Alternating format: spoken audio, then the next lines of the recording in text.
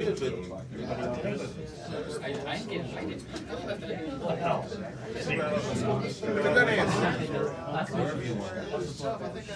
help the snark. I'm probably similar to that. On golf, but basically, it was like a spray shot. Threat to her.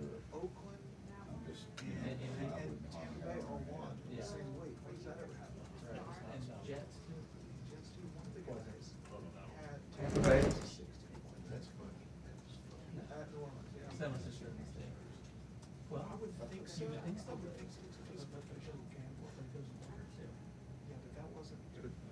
You got a protection. Yeah, that's what I was saying. So Unmade up there. Guess what? He married her.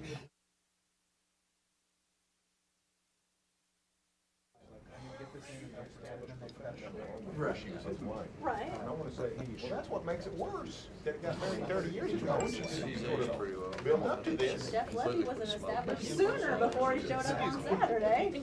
He signed up for this. It might reach, I think it might be long enough to get that God back there. I'm not sure. I actually. Yeah, I've got some more. That's, hang on. The real mystery. Why would you be in a There's me and Sleep.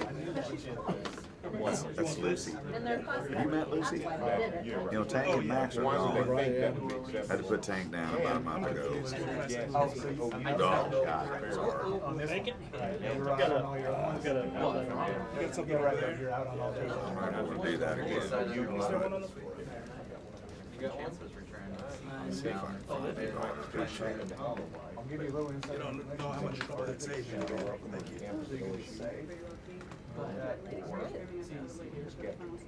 Jimmy, can you plug this in? Okay, here's the daughters when we got them. Thank you. I want to find a good one.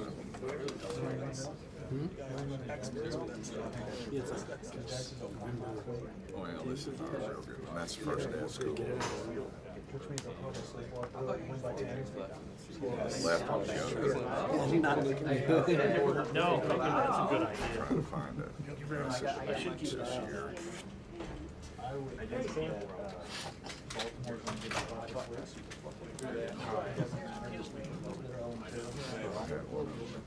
They were just, yeah, they had to play two.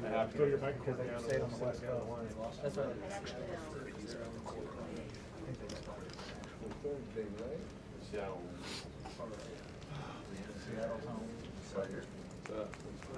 Here we go. Yeah, I did. It's what I got above with. They haven't got the new issue yet. That's the younger one. That was the last where 2014. You need to be Oregon and NBA. I just got this phone. G4. The G3 I love, but it started sticking and slowing down. Use them forever. They need to So I like text on the air every night. Did you get all showered up? Yes, I did. Thanks. Yeah. Tyler was. Yeah. Tie. It's tie now. Oh, he's handsome. He's a handsome guy. What's up, Matt? No, I'm not saying watch. He didn't like you see like the scope of quiet on. He's got a show. 13 penalties. You know, They didn't get a single sack against the guy who was sacked 5 times previously.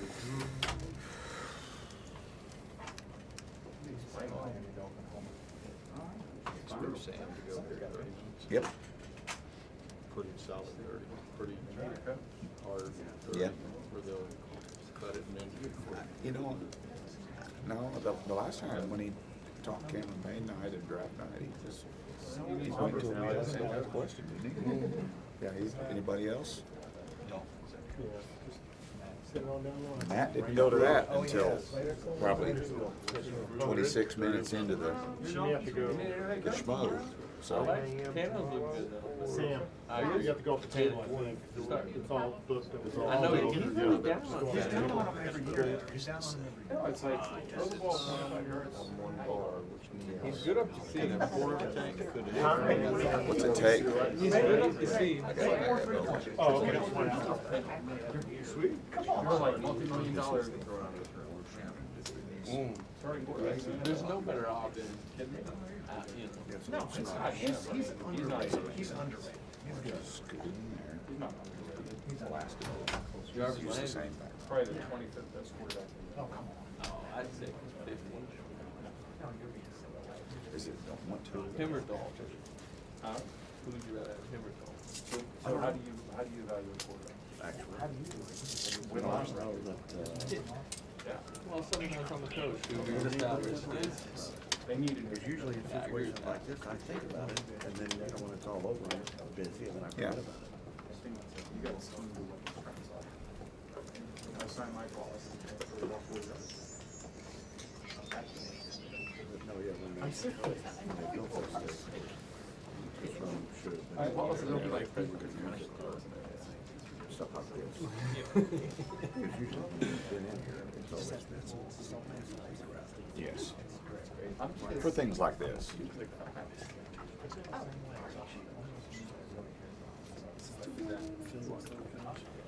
Now for dailies, perfect. Back there is perfect. But that's what For the most part. daily. Dailies, the curtain in the back. And it makes it handy and shades. I don't like that at all. Shows closer. That's true.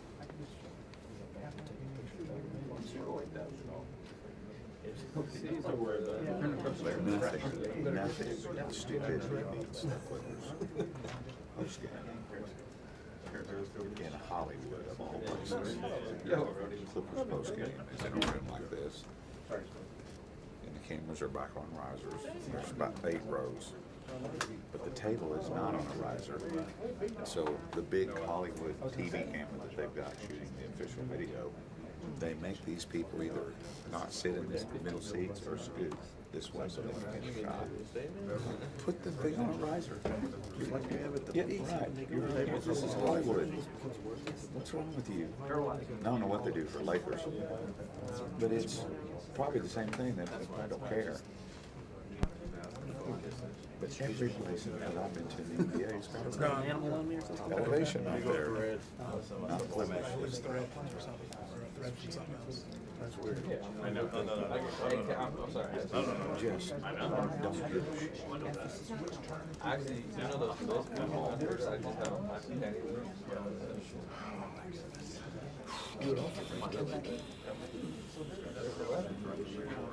The NBA, A rule.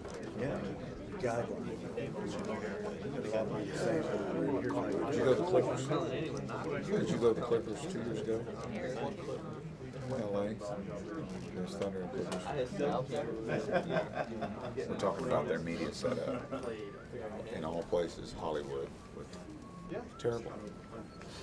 The table's on the floor, the cameras are on risers. They make the people down the middle scoot or not sit in the middle seats. That's the other thing. Don't sit up middle seats. Right. True, if you don't want people to sit on them, don't put them there. Because that's the one thing that'll guarantee somebody not sitting there. Is if Is they're they're not there. But in the back, you know, just the first 2 rows, leave that middle open. Yeah, I watched it. But, you know, Or it could be the other thing. I think so. can't fix it. He's gotta be tough. You know what I think the worst team setup is? Not having to deal with. He's challenging teenage girls. That's auditorium. Just like watching Like a tomb. You can't shoot video unless you've got your camera lights Right. on somebody's face. They've been in a closet. Gundy's up there. That is true,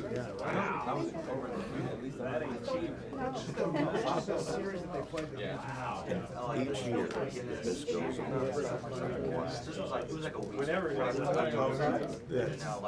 His attitude was not answering questions, no access, get out of our way, really don't want to talk. You know what? Sold out game. But this is our medium that we're in, and it gets worse every year.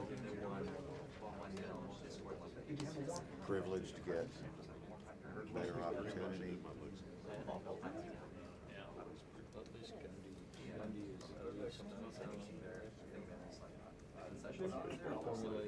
That's the top four.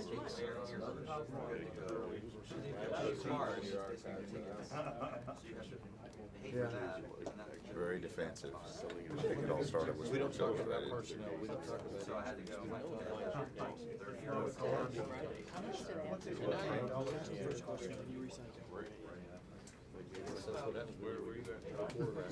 going to. We completely changed as soon as Rudolph started.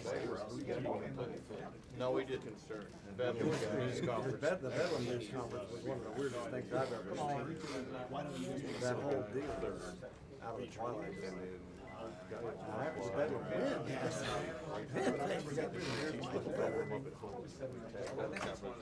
Yeah, that's what you do with the opportunity address the OSU fan base. I know you guys, and I don't want to leave.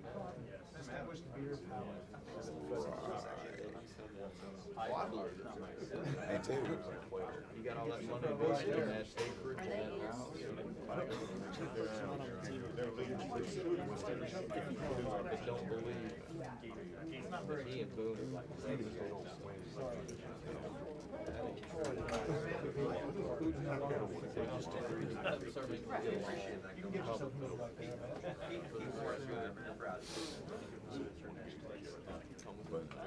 Which is Boone started.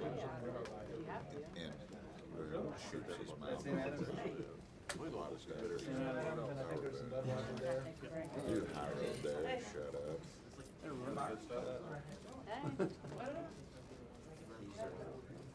Packed house here today. It's almost blind.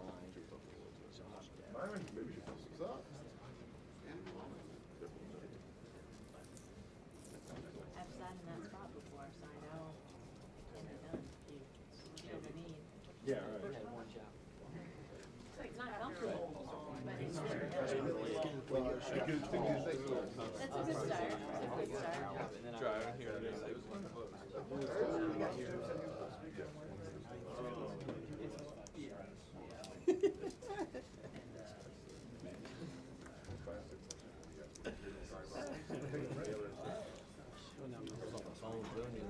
was on speaker and I was on speaker, thankfully.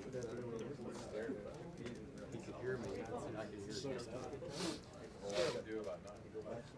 The whole reason for the talk was taking this on the porch.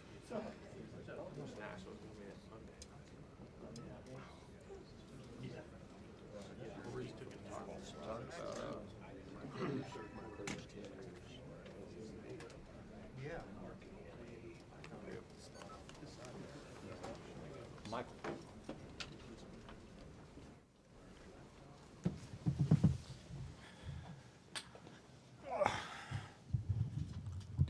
Good morning. Beautiful day out, huh?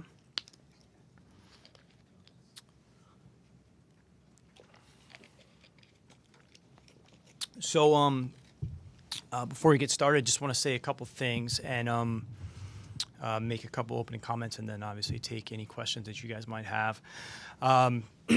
It's kind of startling to think that this is our 8th season that we're beginning. A lot has been condensed into. You get the directions you need. Go in the right place. Okay, we're here. It should be just right here.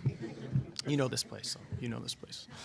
But 8 years allows you to have relationships like that where you can bust some chops with Michael. But 8 years together, 8 years in Oklahoma City, it's, as I was saying earlier, condensed into a pretty brief amount of time. We feel really fortunate to be starting year 8. And before I start talking about the season ahead, I do want to make sure that I take some time just thanking our entire staff for what has been a tremendous summer. We can't be in the position that we're in without contributions from all departments in both business and basketball operations. And we have a great group of people that work with us. And I wish I could name them individually. But wonderful people, and we're excited about their contributions leading into the year. I would say that coming into the season, extremely excited, incredibly enthusiastic about what's ahead for us. I'm really excited for our players. I'm really excited because they've put in a ton of work, which has become the norm for us over an 8-year period of time. But they've spent a lot of time together.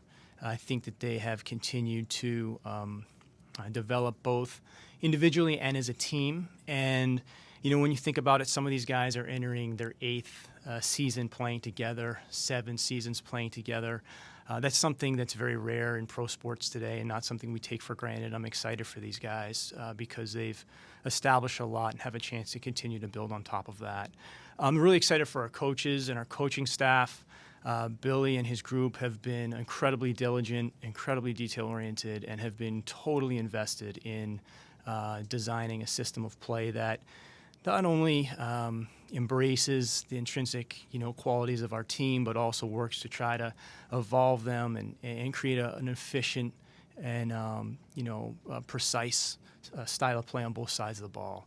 One of the things that we'll point out, I think we covered a lot of the qualities that attracted us to Billy Donovan, and he has been excellent in all of those categories. But the thing that I've learned a lot about him this summer is that he has a tremendous passion for helping his players find the best in themselves, both physically, mentally, emotionally.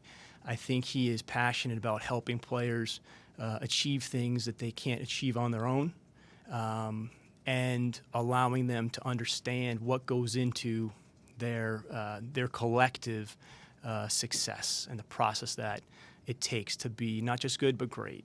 And he's really passionate about that, and he's really invested with them. It's been great to watch, and I'm excited for him. I'm excited for us and for the community to have another year together to build our relationship. I've said this before, and I'll say it again. We strive to be the people's team and the local team that competes nationally. But, make no mistake about it, we're an organic, local Oklahoma product. We're proud of the values that we have built upon because they're synonymous with that of the state that we represent. And we're looking forward to continuing the relationship with our fans. We exist because of the people in Oklahoma and Oklahoma communities. Reflecting back on some of the things that we're all appreciative for, and I think we're all appreciative to be a part of the organization, but one of the things that makes it great working for the Thunder is that there's an ambition to continually build. There's an ambition to continually and relentlessly improve the organization, not just because we have to, but because that's by design, because we want to measure ourselves against our own ideal. And I think that we've got a great group of people that are focused on building the best organization that we can and making it something that can stand the test of time. With all of the excitement that we have going into the year, and also, with the overall health of the organization, it still comes back to what we talked about when our boots hit the ground in 2008, which is adopting an everyday, day-by-day, approach to, building great habits that can be sustainable no matter where you're playing, when you're playing, who you're playing. Having a patience and a perspective about a season, understanding that nothing's won in November, nothing's won in January, nothing's won in March, but you can lose a lot in those months by skipping steps, by not being committed to principles and giving them your full attention because you're looking ahead. And that's one of the things I think we've done well. We haven't dwelled on things in the past. We haven't tried to look too far ahead. We've really been intentional about staying focused on the things that we can control. And that served us well when we were starting out. It served us well as we've, I think, evolved and matured as an organization and as a team. And I think it's going to continue to be important for us going forward. I think our guys and our organization as a whole, going forward, one of the steps we need to continue to take is, commitment to the things that separate, the good teams from the great teams. I think we've got there a little bit more each year. But, a lot of games in the NBA are lost and not won. And understanding, the things that separate those teams, the attention to detail, the quest for continuous improvement versus just, piling up a win, but really being focused on how those wins are coming. Are those sustainable habits? Are those things that are going to endure during different circumstances? Being more efficient and making sure that, we're defining ourselves by a standard of play. I think that's what the great teams do. I also think that, we want to be playing our best basketball mentally, physically, emotionally as the season, goes forward. And the teams that understand that and I think adopt that and I think, ultimately, are the last team standing or the ones that have the mental independence to stick with those things no matter what kind of outcomes they're getting. So a lot of the same things that we've talked about in the past, I think they still apply. I do think that the energy and the enthusiasm and the momentum of the organization is it's exciting to be around. I'm really excited for this season. I'm excited for our players. And I'm really excited for this group that we've got together. I really am. I think it's a good group of people.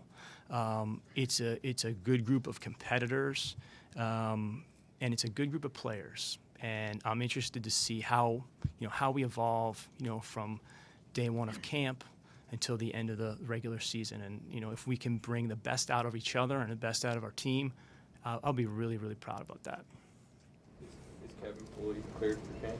Yes, Kevin is cleared to participate. He's been playing, without restriction, 5-on-5, and competing as normal.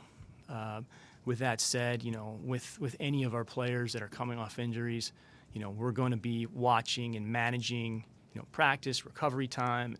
That's just standard. But in terms of limitations, he does not have any. Feels great, looks great. It's great to have him back on the floor. I'm happy for him because he's been so committed and so disciplined to that process, getting back on the floor. But, that's where we are as an NBA business and entity.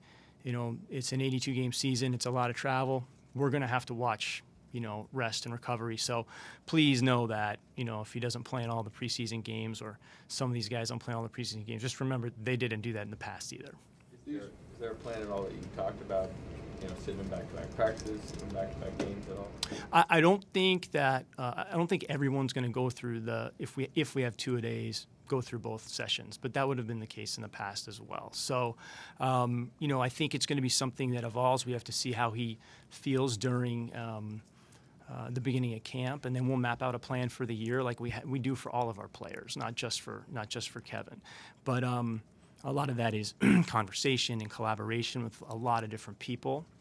But, heading into it, he looks great and feels great. You've known Kevin for so long. How have you seen this experience in the last 8 months, 9 months for him impact him? Well, I think it's a great question, Jenny, for a couple of reasons. One, a lot of these guys I've known since they're 19, in his case, I think maybe 18. But one of the great things about having an organization that's been together and has the continuity that we've been fortunate enough to achieve is you get to see evolution of people. You get to see them in their most difficult of circumstances. You get to see them in the best of times. You get to see how they deal with different situations. You get to have them experience life achievements personally, like weddings and things of that nature. it's a wonderful thing. It's one of the things I like most about my job, quite frankly. To answer your question, Kevin, I think what we've learned is he's an incredibly optimistic person. I think his approach and his optimism is also grounded in a lot of gratitude. As going through this, I think he's demonstrated a gratitude for just being able to play in the NBA. I think he also has demonstrated that he's going to follow the course and he's going to deal with the circumstances as they are, but he's going to be very, very forward-thinking about, the things he can control. And I do think that, again, philosophically, as an organization, we've adopted that since 2008. It's not necessarily, what happens to you. It's what you do when that happens to you and how you respond, how you react, how you adjust, and how you adapt. And I think we've seen a lot of our guys really develop in a lot of ways, both competitors, players, and people through the walks of life that happen when you play in one place and you're together every day for 8 years. I'm really proud of him, and I think he's going to have a great season because hasn't skipped any steps here.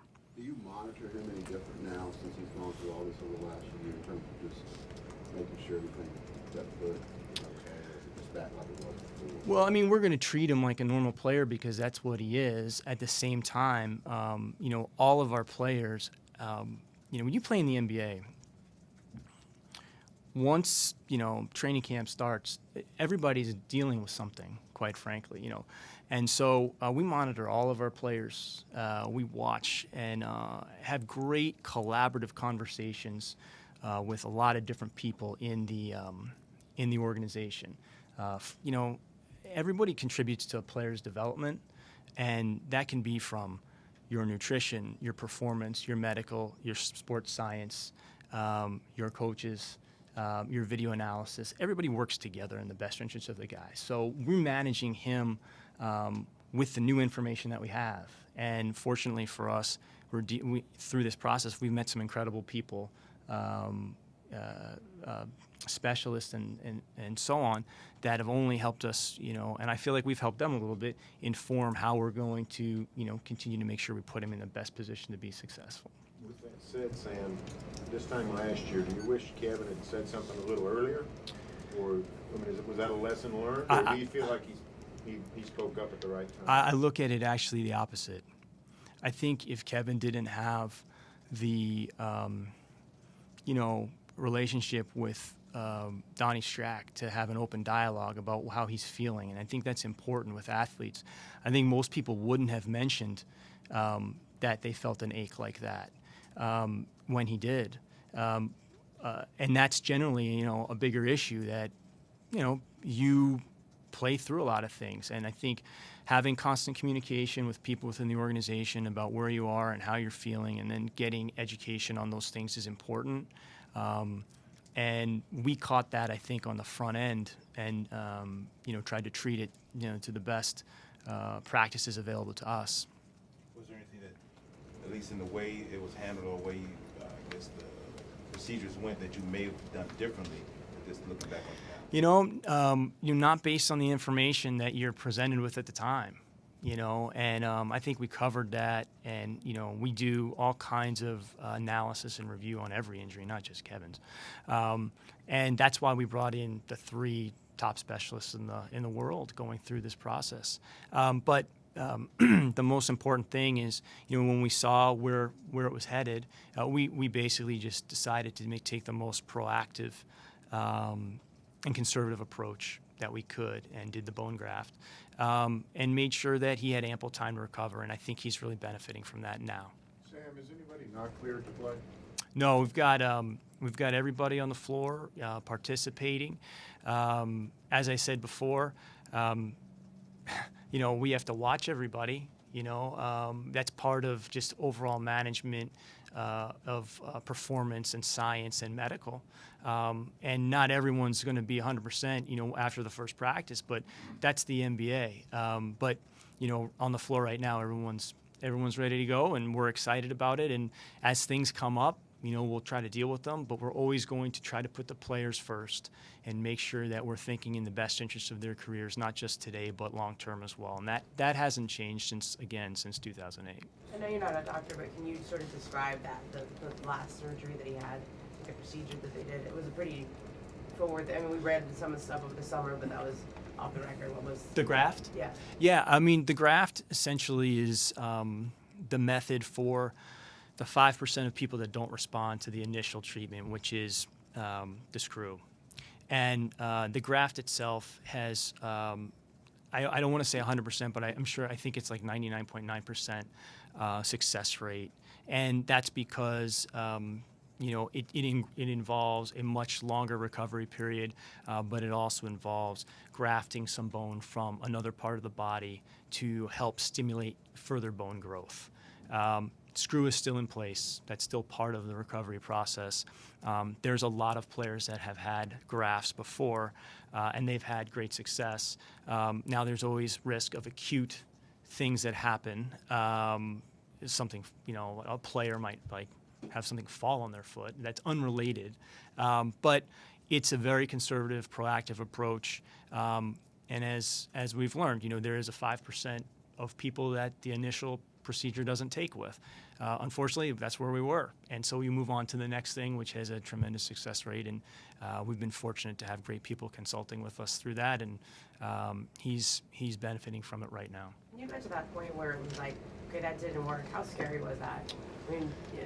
Well, I think anytime you're dealing with medicine, I think the thing you have to understand is that it's more art than science. It's not a perfect science, and what makes it much more complicated is that everybody's body is different. Everybody recovers differently. Everybody's designed differently. Everybody has different functional movement patterns. Everybody has weight distributions scientifically differently when they move, when they jump. It's really a complicated process, as I've learned. And I think the best thing you can do in those cases is, number one, you have to drain the emotion out of those situations. You have to be as pragmatic as possible, ask good questions, make sure you're getting the best information available, and proceed with the best interests of the player in mind long term. It's important to us, that we're helping our guys maximize themselves on and off the floor. And, we've worked collaboratively with a lot of people to make sure that we're trying to give our guys the best care possible. Do you expect his minutes to change this year? I think that's going to be something that Billy and Kevin and, our medical team and performance team will work on. Again, I think average minutes, I don't know. I think that's probably the most important thing. I think there are going to be games where he plays more than that he averaged last year, probably. But I think you have to also factor in it's 82 games, and where you want to be at a certain point, and where the schedule is, and where opportunities might be to take some time. But he's going to play a lot of minutes because he can. But we're going to be really diligent about how those minutes are distributed and when. Russell Westbrook, what do you think is the next step in his evolution, and how would you describe his offseason other than getting married? Well, he's had a busy offseason. Next step in his evolution, I think one of the things with Russell is he's got tremendous ferocity, resiliency, work ethic, discipline. I think, continuing to, raise the play of those around him. I think that's what the greatest of the great do. I think that's what separates the great players, is not only, their dominance, but also, how he continues to raise the play of those around him. Now, he does that at a pretty high clip. And I think one of the things that Russell is facing is that he's reaching a level where it's hard to make strides, it's hard to make gains. So you have to be looking for the small and the incremental. And that's, I think, again, part of the aspect of where our team is. It's the things that, I think we can try to strive to become good at are not necessarily the things that are easily measured or easily seen. It's the subtleties of as I said, more games are lost than won. It's the tipping point, decisions. It's the the small loose balls that it's the screens. It's the precision of a pass, on time and on target that separate the good teams from the great teams. And that's what we're all searching for. I wouldn't just say that it's Russell. I think the team as a whole, to be at our best, number one, I think we, as Billy would say, we have to be connected physically, emotionally, and mentally through an 82-game season, which is not easy because there's all kinds of interference and distraction naturally, in over 82 games. And you're going to have adversities, and you're going to play bad some nights and win games. And you're going to play good some night, and you're going to lose a game. But if you're defining yourself by these random outcomes only, I think it can set you off the wrong path. And really having a clear idea of how we want to play, and the efficiencies of how we want to play. I think that's important, and I think it's important to Billy, and I think it's important to Russell too, because he wants to continually get better, and his resilience and his persistence is a huge accelerator for this organization, and we also appreciate him as a person, and those are qualities. Persistence and resiliency are not just qualities of players. Those are really more qualities of a human being. He's a great player, but he has high-achieving qualities as a person as well. Sam, you've built a franchise here that you talk about process, is bought into process. You also have built a group of players that are coming into this sweet spot in their careers right about now. How much do you feel like this season is a referendum on those ideals, what you've really worked to build? Well, I think that would probably be hypocritical. If we were to look at it that way, I think it's hypocritical to that philosophy as a whole. I think we've had, as a group, as an organization, a lot of success over, I would say, a 5 or 6 year period of time. We have the second highest winning percentage in the NBA during that 5-year period of time, second only to the Spurs. And that's primarily because we've kept our focus on the things that we can control, because we haven't looked at or dwelled on things in the past, and we haven't concerned ourselves with things in the future. I think we've been really intentional about the detail of the work every day. I'd be disappointed if we were scrapping something that has really helped define the franchise and helped define our organization, which is, we're going to deal with the season as it comes to us. And I think the fact that we've done it that way has allowed us to learn along the way. If we have spent all our time thinking about what happened last year or what's going to happen next year, I think that drains our attention and our capacity to focus on being the best we can be this year. And I think that Kevin, Russell, Serge, Nick, and I think one day Adams have helped us, build, enhance, and sustain that philosophy. They're a huge part of it. If those guys were different people, I think we'd be a different organization. But we've been gifted with some incredible people, competitors. But you have to keep in mind, Jenny, these guys are still growing. They're just entering the primes of their career. And that's why we have maximized the pre-primes of their career by having a chance to win at the highest level, I think, each year that they've been here, outside of the first year. And now, we're positioned to try to maximize this middle part of their career, where I feel like physically, emotionally, mentally, they're at a point where they can be at their best, and we want to make sure that we have a team and organization that is moving forward with them to adjust to those things. So internally, nothing really changes for us. We understand the environment around us might be altered slightly, but it's been altered slightly every year, whether it's expectations, whether it's, this, noise over here, but we're focused on the signal and not the noise. And that, I think, has really helped us get to the place where we are. To that list of players that you just mentioned and the new head coach, Mm-hmm. how do you view his approach to wiping the slate clean with most people on your roster versus what your organization already knew or scouted or know about the players' performances? Where's that balance? Well, I think Billy is going to take some time, to learn the players as players. He's done a really incredible job of getting to know them as people. I mean, that was primarily his summer, was spending time not only with the guys I named, but with everyone on the roster, and understanding them and what motivates them, because I think Billy really believes in the power of 15, the power of 15 people, the connectedness of 15 people, being aligned with what has to be done in order for the group to be at their best, and he values those relationships very highly. And I've learned a lot from him just watching his approach, which has been great. In terms of like who plays and who doesn't, those are things that he's got to determine and decide. I think he's gone back and watched every game the last 2 years, and I think he understands and charted a million different things. And I think one thing that obviously stands out is when we're at a high level defensively, we're really good. I mean, that's a competitive difference for us. We've been our best teams have been the last 2 seasons, or excuse me, take last season out, but it's 2 seasons prior, and we've been pretty strong defensively, and a lot of our offense has come from our defense. So I think that'll still be an important piece.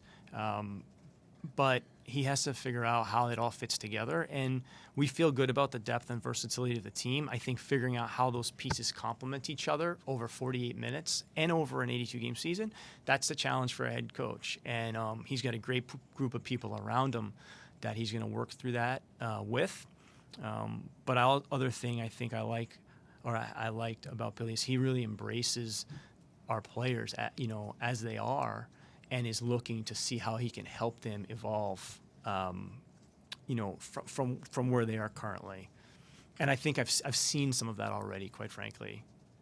Yeah, in general, what excites you about the personnel on this team as you look at possibilities? Well, I think we can play a lot of different ways. I think much has been talked about. The game is changing, and I think the only thing about the game that never changes is that it always changes. And whatever's happening now is going to change, because some creative person and some creative coach is going to figure out how to thwart what's happening. And whatever's in fashion is generally what's worked. And when you think about the shreds of difference and different things that have taken place that have allowed the things that are currently in fashion to take place, it's pretty much a coin flip. So I think you have to be prepared to play a lot of different ways. And I think we can do that.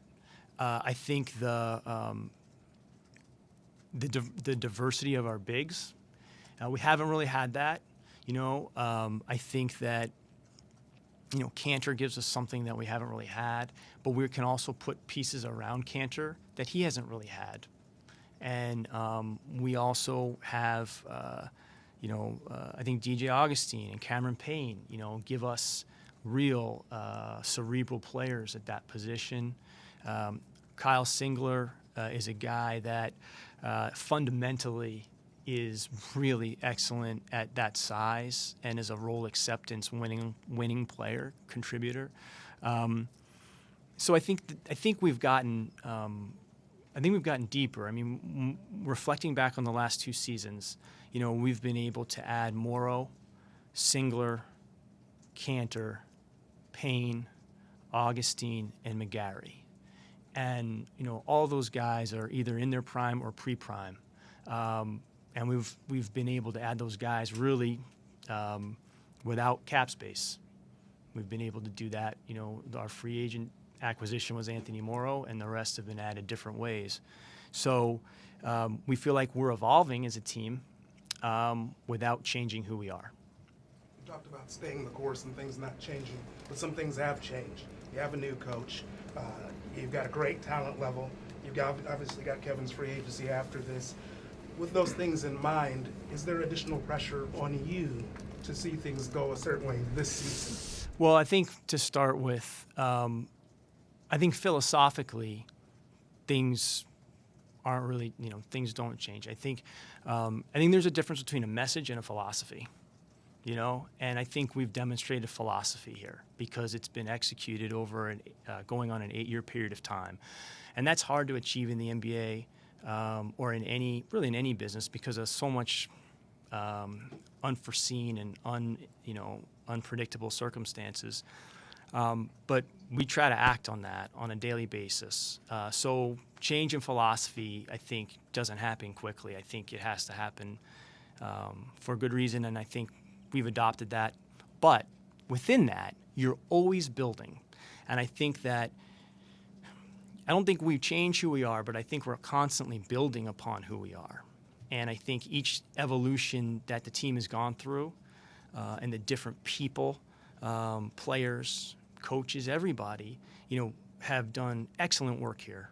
And now it's our turn to try to build upon that because I do think that in order to sustain and try to create these new, levels for a team or a business or an organization, like you have to stimulate the progress of the team. To your second question, with respect to me, I just don't approach my job thinking about myself ever because I think as soon as it becomes about any one individual, whether it's me or any other person in the building, I think we're starting to do a disservice to the organization. The organization is the most important thing. Preserving the values and the ideals of the Thunder comes first above everything.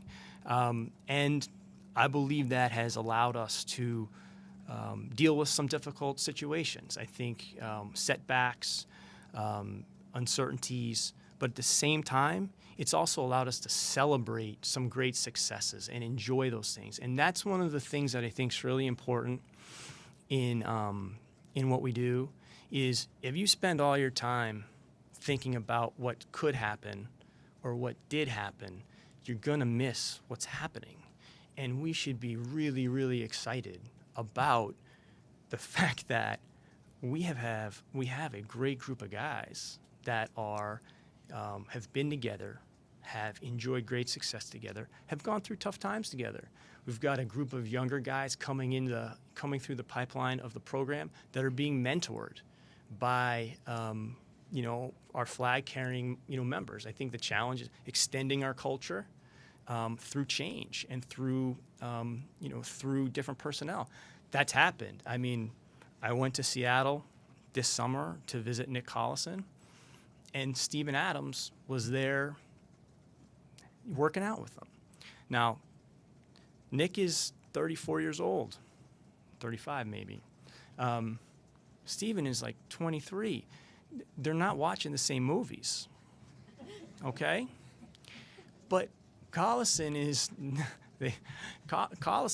is taking an intentional and active role in helping, when I say build the organization, he's helping that guy. I think he's really invested in Steven and his success. And I think those are the types of acts and actions that have helped us along the way because the Thunder has come first. And I think the benefit of so many different people coming through the organization, I can go down the line. Everyone's left a mark. Muhammad, Fisher, Caron Butler when he was here for a short period of time, Cephalosha, Harden, Green. We've had some great guys come through the organization. Everyone's played a part in it. And we want to create an environment where those guys feel like their contributions matter and where they learn to be great pros going forward. Sam, you've not acknowledged distractions that will come this year with Kevin. I haven't asked about those. Have you guys had any open dialogue about what the season's going to be like? You mean with him specifically? With the free agent talk that's going to come this season with him. What you mean? I'm just sorry. Just specifically with him, though. With Kevin. Oh no, I think here's the thing. I think again, we're not going to bury our head in the sand and pretend that that's not going to be in the air. But I think again, we'd be pretty inconsistent. We've adopted approach in 2008. It's served us well because I think it's kept our focus on the things that we can control. I think if we divert from that now, I don't think we're being incredibly authentic, because the number one goal is to have a great season, not just him, but the organization as a whole. And if we take our eye off the ball, I think we deplete our attention. Now, with that being said, we talk a lot about, the organization, our values, what makes a Thunder player, things that are important for us going forward, because we're trying to relentlessly build a great organization. We're trying to populate it with good people, high character, skilled people at every facet and every level of the program, on and off the floor. And we're trying to build an identity and a tradition for the Thunder that's going to stand the test of time. That takes all of our attention.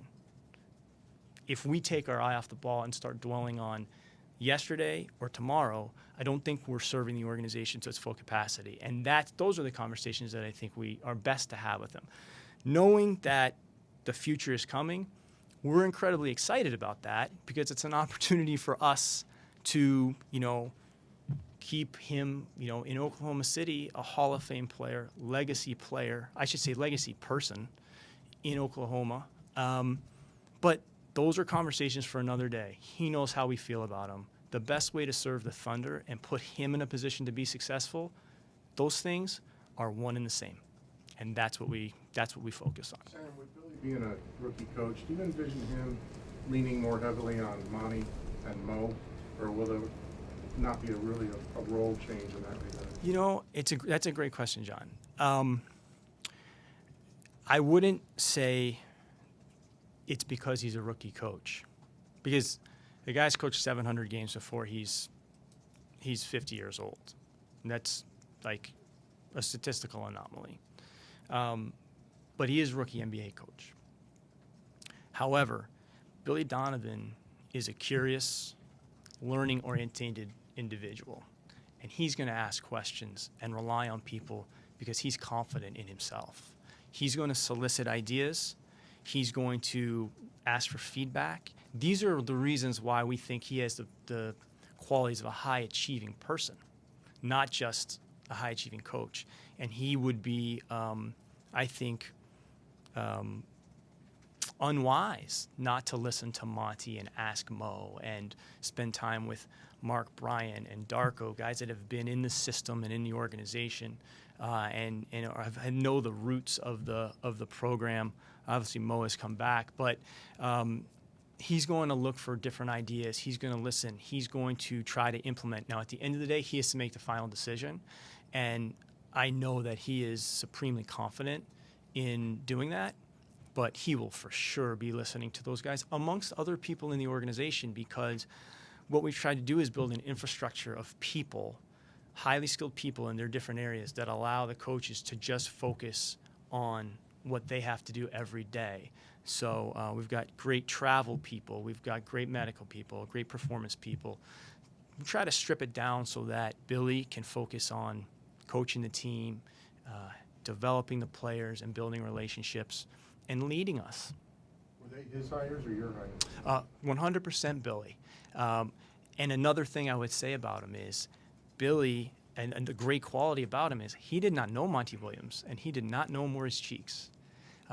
They were on a list of people, and he interviewed those guys, and he really liked them, and he felt that they could help. I think, number one of the qualities that we really liked about Billy was that he was totally aligned with our vision for an organization. Not just our vision for a team, but our vision for an organization. And one of the things that makes him able to do that is I think he's naturally, intrinsically gravitates to the type of people that we think thrive here. And he's being one of them. And I think he felt like both of those guys could not only help him, but could help our players and would do good work here and be appreciative of the opportunity. And those guys have been great together. But, I didn't talk to Maurice through that process. And the only thing I did with Monty was call to see if he'd be interested in talking to Billy. But those guys hit it off. And I think we should be really grateful that those guys, have jumped in because, again, I think both those guys have accomplished a lot. They're selfless people, and they, they're not worried about who's sitting where on the bench. They're worried about the thunder, and those are the things that I think make great environments. Sam, earlier on you mentioned your depth at the center position and then the point guard position as well. Just curious about the two guys, Dakari Johnson and Samaje Christian, just where they stand. Okay, so Dakari will play with the blue team this year. He's had a great summer. I think the things for him right now, we've got to work on his, just his body, his physical, the foundation for his game. And he's made some strides. One thing about him that really attracted us in the draft was this is a 19-year-old player. He's young and he's relatively accomplished. He does a good job on both boards. He has a good sense of the floor and where to be. We're excited about working with him. And Mark Dagnall has done an excellent job with that team. He really has. Samaje is playing overseas in Italy. He's playing for Pesaro. I think at this time next year, I think Samaje Christian's an NBA player. I think he needs a few things to be seasoned. And I think going to Italy is a great sign that he's really invested in his own development and really taking the steps necessary. Whether there's a spot with us in the NBA or he'll be playing, we have to get that young man to the NBA. He's an NBA player. He's done great work. He's got to do some things and clean up some things there. But I'm confident he'll do that. And he's come a long way. I'm really happy for him. He's a skilled player that's learning the position even more. Dion's facing an interesting contract here this season. I think he's on his 5th head coach in 4 years, an unknown role. Just what's his future here? Have you talked about it with him? What he's facing? Well, like everybody that enters this period of their contracts, the October 31 extension deadline, we're going to have conversations like we always do. I think we need to explore that. Those things generally don't start to happen until camp begins, etc. Those deals have been across the league harder and harder to do over time. I don't know if that changes this year or not because of the dynamics in the marketplace. But I think Dion, for us, represents a great opportunity, and I think for him, I think it represents a great opportunity. I think this is a guy that at 23 years old has some tools that are not easily found, and that's one of the reasons that we went to acquire him. At the same time, he's got work to do, and he'll be the first to tell you that. But some slight adjustments with this guy's game could lead to some pretty significant impact. And I think he has the tools to be an impact player. That's going to take a lot of work on both parties' part. But there's not a lot of guys that, can get to the rim and get in the paint. He has excellent. He's actually, last year, if you track our corner passes, he hits the corners exceptionally well, not only with regularity but with accuracy. And part of the reason why is because he can get in the lane. But like with any young player, efficiency and some minor tweaks could really change his game. But the tool set is impressive, and we think he's has a chance to be an impact player down the line. There's always a lot of long range too. Is that one of the kind of adjustments? I'm not going to get into the specifics because I don't think I would do that with any other player. But the thing I would stress is he's got a great skill set, and some of the skill set is rare. But there are other things that have to be improved, and he's shown a willingness to try to do that. And I think if he does that, he becomes a pretty important player. Look, Enes Kanter always about to talk about his defense. What kind of summer did he have? Yeah, he's here now. He's worked out with us, off and on in Oklahoma City. I think he's had a productive summer. I understand the concern on the defensive piece, and I get that. I think for us, the thing that he adds to our team is versatility, depth, and we look at the team as a whole. And I think we don't look at the team in a vacuum, because you get to certain points with your organization and your team, and to us, the opportunity to add a player like Kanter as a team that's above the cap is extremely rare. At 23 years old and 4 years of experience, has shown a high level of productivity, and we have players that I think complement the areas in which he needs to improve. So if we look at everybody in a vacuum, but no one looks real good, because there's no perfect players. But there's an intention to improve. There's, I think, hopefully some benefits of the system and the overall approach of the team. But he's going to have to do a lot of work. There's no question. But I really like how he fits with our group of players, because we haven't had someone that you can throw the ball to when other teams go small. And again, we hope, I think we're fortunate to not have to rely on any one player, but we have to figure out how the team, how it fits together and best executes over 48 minutes. You mentioned everyone's healthy going into camp. Serge didn't play in that Africa game, and there was maybe some concern that knee injury lingered. Where is he at? Is there concern? Yeah, well, different points during the summer. He's had some discomfort. He saw his surgeon. He's had regular checkups with his surgeon. Surgeon has continued to, feel very confident and encourage him to continue to move and play, and he's fully cleared. I don't think that was necessarily as a result of the Africa thing. It's just a real conservative approach with all of our players to make sure that they're in the best position going forward. But that's part of rehab. You're going to have some ups and downs. Where he is right now, he feels really good. He looks great. But like with every player, we have to watch every single one of our guys to make sure that we're in front of anything. We'll do that with him, just like we'll do it with Kevin and anybody else. But I think Serge may have had the best summer of any of our players, just in terms of just improvement in overall game. He's shooting the ball well.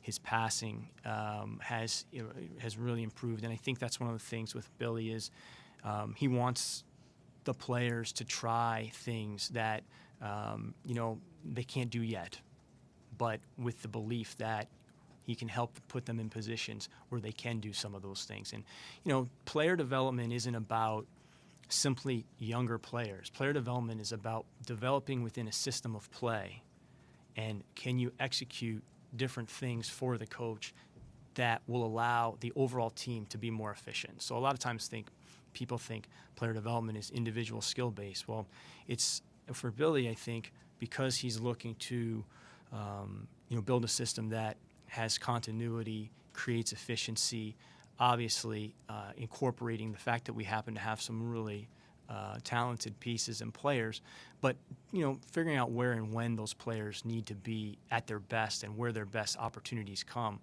He's building players, I think, with the idea of expanding the system. That takes some time and some perspective and some patience.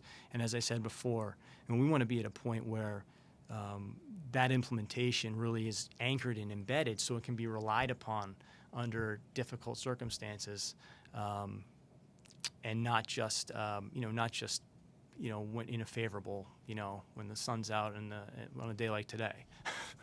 What have you seen from Cameron during all season as he's been trying to get used to the NBA life?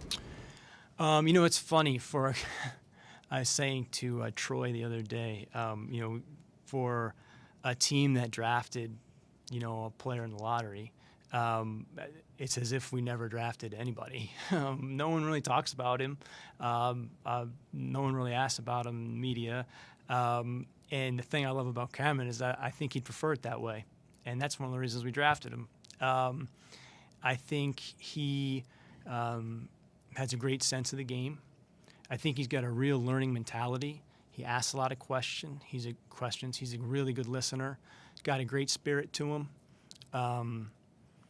He's got a lot to learn, but he's got Russell and DJ Augustine working with him on a regular basis.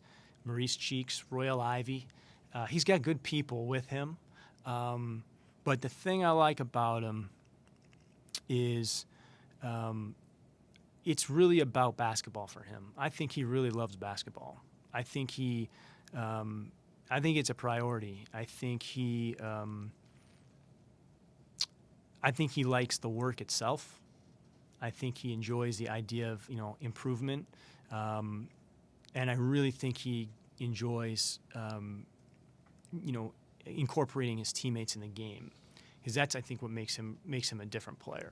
But like any player, he's got work to do. But we're happy we have him, and I think the guys that he's working against every day are only going to make him better. Do you anticipate a lot of blue or? I think it's too early to tell. I would hate, the only person I can tell you will be spending time with the Blue will be Dakari. He'll play for them. The rest of the guys, again, we have to see how everybody looks in camp. It's kind of, as I said, exciting. It's exciting to see our players in this group, in a new system, and how they're affected, and how that changes, and what limitations are. Accounted for, and what new limitations we might find. So that's an important part of this process for Billy and the players as they go through this. But I'm excited to see how everybody assimilates and incorporates, and how we come together as a team. Because as I said, I'll be disappointed if the competitive, maturity of understanding the little things that add up, if we're not really embracing and good at those by the end of the season, because I think that's where good teams go to great teams. I think that's where you build incredible resilience, and I think that's how you make it through this really, really long, arduous, march of a season. And I think that will be a great test for us, and I think we'll do great with that. All right. Thank you, Sam.